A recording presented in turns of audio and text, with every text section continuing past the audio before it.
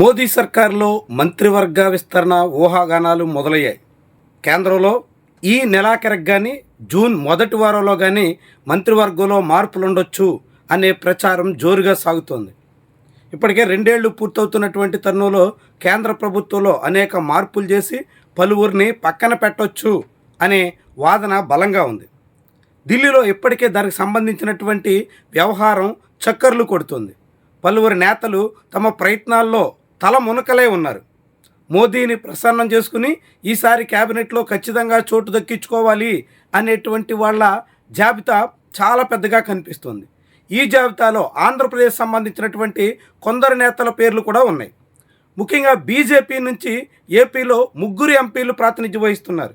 వారిలో ఒకరు పురంధేశ్వర్ అయితే మరొకరు ఇప్పుడు కేంద్ర మంత్రిగా ఉన్న నరసాపురం ఎంపీ శ్రీనివాస వర్మ, మరొకరు అనకాపల్లి నుంచి గెలిచిన సీఎం రమేష్. ఇలా ఈ 3 ఎంపీలు తొలి విడతలోనే ఎవరికి వాళ్లే అవకాశం కోసం ప్రయత్నం చేస్తే అది శ్రీనివాస వర్మకు దక్కింది. ఇప్పుడు 2వ విడత మంత్రివర్గ పునర్వ్యవస్థీకరణలో తనకు ఛాన్స్ వస్తుంది అని పురంధేశ్వరి గట్టిగా నమ్ముతున్నారు. అందుకు తగ్గట్టుగా ప్రయత్నాల్లో ఉన్నారు. కానీ పురంధేశ్వరికి పోటీగా సీఎం రమేష్ ఈసారి తనదే ఛాన్స్ అని చాలా గట్టిగా కృషి చేస్తున్నారు. మరి సీఎం రమేష్ ఆశిస్తున్నట్టుగా ఈ అనకాపల్లి ఎంపీకి ఈసారి అవకాశం దక్కుతుందా? మోదీ ఆయన్ని కరికరిస్తారా? చాలా కీలకమైనటువంటి విషయం. అయితే పురంధేశ్వరి సీనియర్గా గతంలో యూపీఏ ప్రభుత్వంలోనే మంత్రిగా పనిచేసినటువంటి అనుభవం ఉన్న తరుణంలో మహిళా నేతగా ఆమెకు అవకాశం ఉంటుందా అనేటువంటి చర్చ కూడా సాగుతోంది. మరి ఈ తరుణంలో శ్రీనివాస్ వర్మ నిజంగానే పక్కన పెడితే ఆ రేసులోకి సీఎం రమేష్ పురంధేశ్వర్లో ఎవరు ముందుకొస్తారు అన్నది కీలకమైనటువంటి విషయం.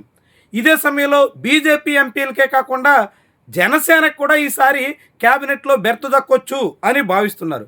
ఆంధ్రప్రదేశ్ నుంచి ఈసారి 4 రాజ్యసభ స్థానాలు ఖాళీ అవుతుంటే అందులో ఒక సీటు తనదే అని జనసేన బలంగా నమ్ముతోంది.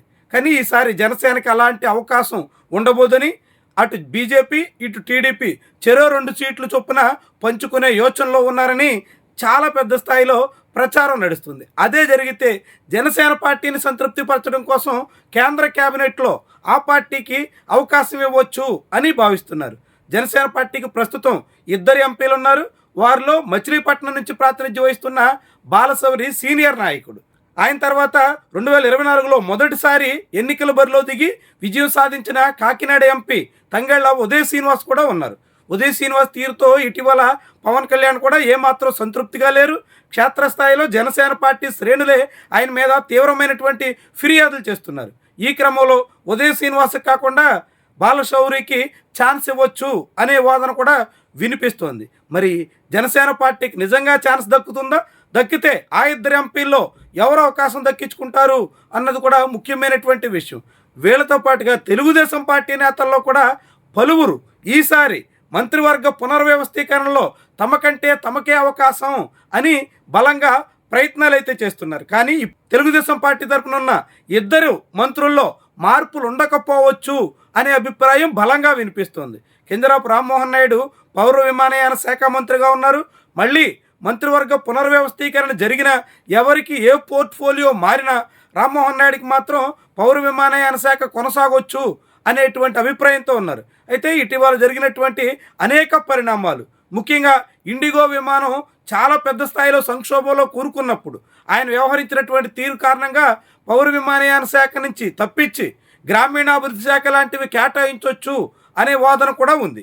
మరి నిజంగానే అలాంటి మార్పు జరుగుతుందా అన్నది చూడాల్సింది. ఇక మరొక తెలుగుదేశం పార్టీ మంత్రి పెమ్మసాని చంద్రశేఖర్ ప్రస్తుతం ఆయన టెలికమ్యూనికేషన్స్ సహాయ మంత్రిగా ఉన్నారు. ఆయనకు కూడా పెద్దగా పోర్ట్ఫోలియోలో మార్పు ఉండకపోవచ్చు అనే వాదన కూడా ఉంది. ఏమైనా ఆంధ్రప్రదేశ్ సంబంధించినటువంటి ప్రస్తుత 3 మంత్రుల్లో 2 మాత్రం తమ సీటుని ఖచ్చితంగా నిలబెట్టుకోగలరని, 3వ మంత్రి విషయంలో మోదీ దయాదాక్షిణ్యాల మీద ఆధారపడి ఉంటుందని అంతా భావిస్తున్నారు. మరి శ్రీనివాస్ వర్మ భౌతవ్యం ఏమవుతుంది? శ్రీనివాస్ వర్మను కాదంటే సీఎం రమేష్ పురంధేశ్వర్లో ఎవరికి ఛాన్స్ వస్తుంది? అనకాపల్లి రాజమండ్రి ఎంపీల్లో ఎవరు ముందు అవకాశాన్ని దక్కించుకునే దిశలో అడుగులేస్తారు? ఇదంతా కీలకమైనటువంటి విషయం. ఆంధ్రప్రదేశ్ బీజేపీలో ఇదొక ఆసక్తికరమైనటువంటి అంశం కూడా. పురంధేశ్వరి కాంగ్రెస్ పార్టీ నుంచి బీజేపీలోకి వస్తే సీఎం రమేష్ టీడీపీ నుంచి బీజేపీలోకి వచ్చారు. పురంధేశ్వరి గడిచిన పుష్కర కాలంగా బీజేపీ వెంట సాగుతుంటే 7 ఏళ్ల క్రితం సీఎం రమేష్ బీజేపీ తీర్థం పుచ్చుకున్నారు. దాంతో సీనియర్గా బీజేపీలో ఉన్న పురంధేశ్వరికి అవకాశం వస్తుందా? బీజేపీలో పురంధేశ్వరి తర్వాత అడుగుపెట్టిన సీఎం రమేష్ ముందే మంత్రివర్గంలో అవకాశాన్ని దక్కించుకుంటారా? ఏమైనా ఆంధ్రప్రదేశ్ వరకు మాత్రం కేంద్ర మంత్రివర్గ విస్తరణ వ్యవహారం హాట్ టాపిక్ అవుతుందని మాత్రం చెప్పొచ్చు. అనేక మార్పులకి ఆస్కారం ఉన్నట్టుగా భావించాల్సి ఉంటుంది.